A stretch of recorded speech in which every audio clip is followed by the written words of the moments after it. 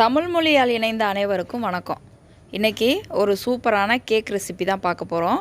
இது செய்கிறதுக்கு இட்லி பாத்திரமோ குக்கரோ அவனோ எதுவுமே தேவையில்ல. ஜஸ்ட் ஒரு ஃப்ரையிங் பேன் இருந்தால் போதும்.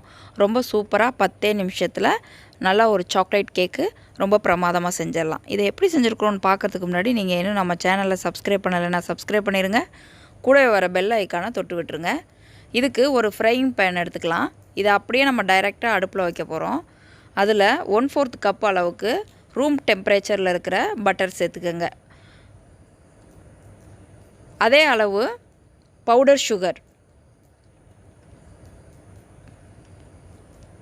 2 டேபிள் ஸ்பூன் அளவுக்கு தயிர் எல்லாத்தையும் சேர்த்து ஒரு விஸ்கு வச்சு நல்லா கட்டிகள் இல்லாமல் நல்லா ஸ்மூத் பேஸ்ட்டாக நல்லா கலந்து எடுத்துக்கலாம். இதை நம்ம டைரெக்டாகவே அடுப்பில் வைக்கிறனால ரொம்பவே டேஸ்ட்டாகவும் இருக்கும். 10 நிமிஷத்தில் ரெடியாகவும் ஆயிரும். நல்லா கட்டிகள் இருக்கக்கூடாது, நல்லா ஸ்மூத் பேஸ்ட்டாக இருக்கிற அளவுக்கு ரெடி பண்ணிக்கோங்க. இதோட அளவுகள் எல்லாமே நான் கீழே கொடுக்குறேன், தேவைப்படுறவங்க செக் பண்ணிக்கோங்க. இப்போது எல்லாம் நல்லா மிக்ஸ் ஆகிட்டு இது கூட 1/2 கப் அளவுக்கு மைதா சேர்த்துக்கிறேன். உங்கள்கிட்ட ஆல் பர்பஸ் ஃப்ளார் இருந்துச்சுன்னா அது கூட சேர்த்துக்கலாம். இன்றைக்கி நான் வீட்டில் இருக்கிற மைதாவை தான் சேர்த்துருக்குறேன். 1/2 கப் அளவுக்கு மைதா சேர்த்துக்கலாம். சாக்லேட் ஃப்ளேவருங்கிறனால 2 டேபிள் ஸ்பூன் அளவுக்கு கோகோ பவுடர் அதையும் சேர்த்துக்குவோம். கூடவே 1/2 teaspoon baking powder, 1/4 teaspoon baking soda,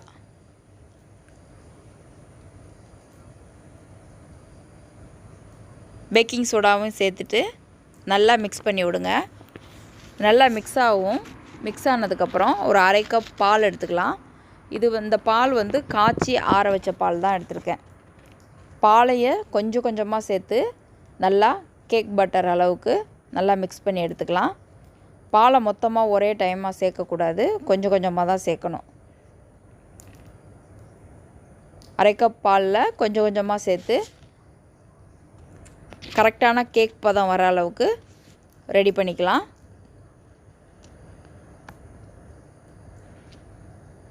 இப்போது நம்மளோட கேக் பட்டர் ரெடியாக இருக்குது. இதை நல்லா சமப்படுத்திட்டு நல்லா கீழே தட்டி விட்டுடலாம். அப்போ தான் உள்ளே எந்த பபுள்ஸும் இல்லாத அளவுக்கு கரெக்டாக கிடைக்கும் நமக்கு கேக்கு. இப்போது கீழே நல்லா டேப் பண்ணி விடுங்க. இப்போது இதை அப்படியே நம்ம கொண்டு போய் கேஸ் அடுப்பில் வச்சிடலாம். டீ ரொம்பவே மிதமான தீயில் தான் இருக்கணும். ஹை ஃப்ளேமில் வச்சிட்டிங்கன்னா தீஞ்சு போயிடும். ரொம்ப கம்மியான தீயில் வைங்க. 10 நிமிஷத்தில் நம்மளோட கேக்கு ரெடி ஆயிரும். கண்டிப்பாக தீ ரொம்ப கம்மியான இதில் இருக்கணும். இப்போது ஒரு ஸ்டிக்கு வச்சு குத்தி பார்க்கலாம். பாருங்கள், நம்மளோட கேக்கு ரொம்பவே சூப்பராக வெந்துருச்சு. இது ஒரு ஓரமாக இருக்கட்டும், நல்லா ஆறட்டும். ஆறுனுச்சுன்னா நல்லா ஓரங்கள்லாம் விட்டு வரும்.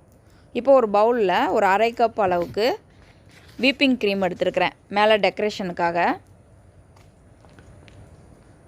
கூடவே ஒரு 2 table spoon powder sugar, 2 table spoon cocoa powder சேர்த்து நல்லா ஹேண்ட் பிளெண்டர் வச்சு பீட் பண்ணி நம்மளோட சாக்லேட் க்ரீம் ரெடி பண்ணிக்கலாம்.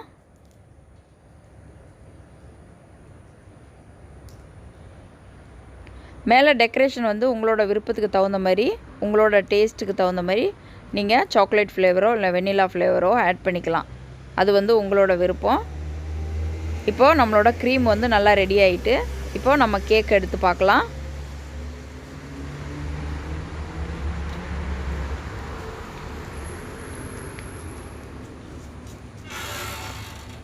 பாருங்கள், நம்மளோட கேக் சூப்பராக ரெடி ஆகிருக்கு. பாருங்கள் எவ்வளோ சாஃப்டாக ரெடி ஆகிருக்குன்ட்டு. இது மேலே நம்மளோட க்ரீமை வச்சு டெக்கரேட் பண்ணிக்கலாம்.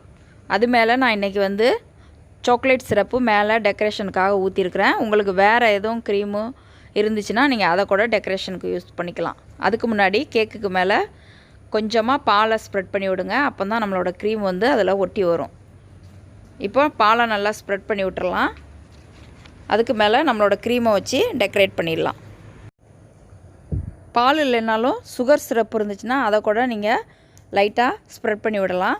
அதுக்கு மேலே நம்ம எடுத்து வச்சுருக்கிற க்ரீமை மேலே அப்ளை பண்ணிவிட்டு அதுக்கு மேலே டெக்கரேஷனுக்காக சாக்லேட் சிரப் ஊற்றி ரெடி பண்ணியிருக்கேன். உங்களோட டேஸ்ட்டுக்கு தகுந்த மாதிரி உங்களோட டெக்கரேஷனை நீங்கள் செஞ்சுக்கலாம். அவ்வளோதான், நம்மளோட சாக்லேட் க்ரீம் கேக் ரொம்பவே அட்டகாசமாக ஃப்ரையிங் பேனில் 10 நிமிஷத்தில் ரெடி ஆகிட்டு. ரொம்ப ஈஸியான இந்த ரெசிப்பியை கண்டிப்பாக ட்ரை பண்ணி பாருங்கள். நம்ம சேனலில் சப்ஸ்கிரைப் பண்ணுங்கள், உங்கள் ஃப்ரெண்ட்ஸோடு ஷேர் பண்ணுங்கள். தேங்க்யூ.